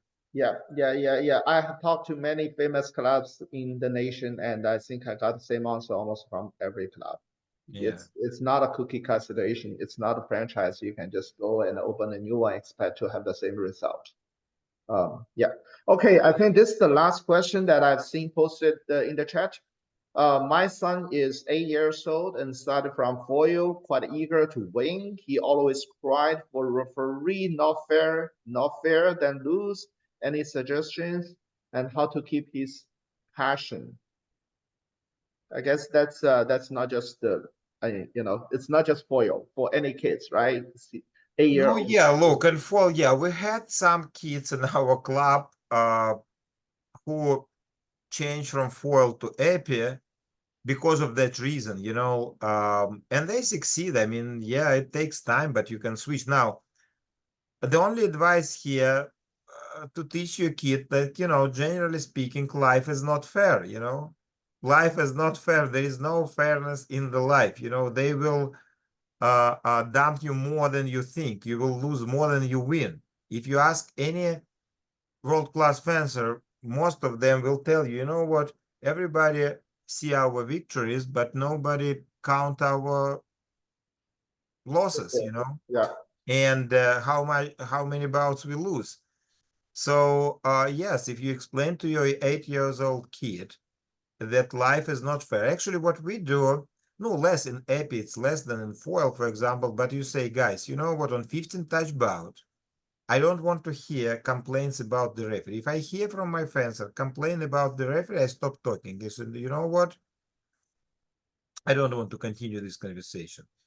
You have to count on the 15 touch bout that the referee will make 2-3 mistakes.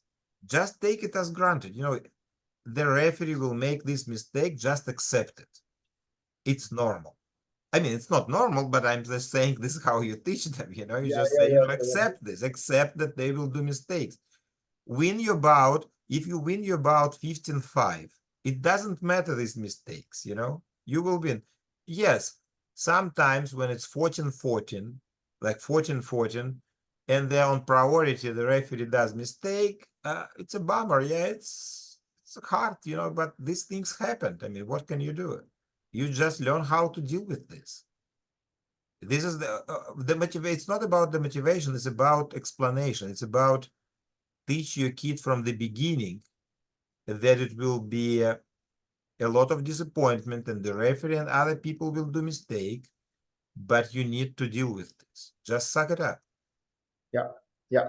Well, another famous coach, Coach Wang, once told us, I think I learned this very much, that the fencing, especially in foil, I think it's not so much as FA, but in foil, it's not just two fencings are competing. It's three persons game or three parties games. Referee Yeah, plays yeah. a big role In there. foil, yeah, it's less in epi, yes, but less in epi. But even, I mean, in epi, it's also referees do a lot of mistakes. Just you need to deal with this. Yes. Yes, true, true. Yeah, yeah. Yeah, very good, very good. I think we conclude all our questions so far, and thank you very, very much, and Ms. Geva. And this is a wonderful session, and it's 20 minutes past. We scheduled 2 hours, and and we've seen the audiences from everywhere in the world. From China, from Canada, and from different countries. So I guess we selected a good time to have this session, and and also a big appraise to Audrey that it's a wonderful lecture today, and answered a lot of questions to a lot of interested parties. And so I know it's a Zoom meeting. Otherwise, we'll have everyone give you a big applause. Okay, thank you very much, and I'm happy it helps. And I'm very Oh, and also thankful. from UK. I'm very thankful to you guys to give me this stage and to share my experience. Thank you very much. Very good, very good. Thank you, every audiences, everyone, and hang on this late tonight. And just stay tuned. And as a fair fencing organization, we constantly have these similar seminars, and we try to break down by each weapon. And we will have another one for saber, definitely before the summer national. Stay tuned. All right. Thank you. Then have a good night, everyone. And we are logging off now. Thank you. Thank you. Thank you very much.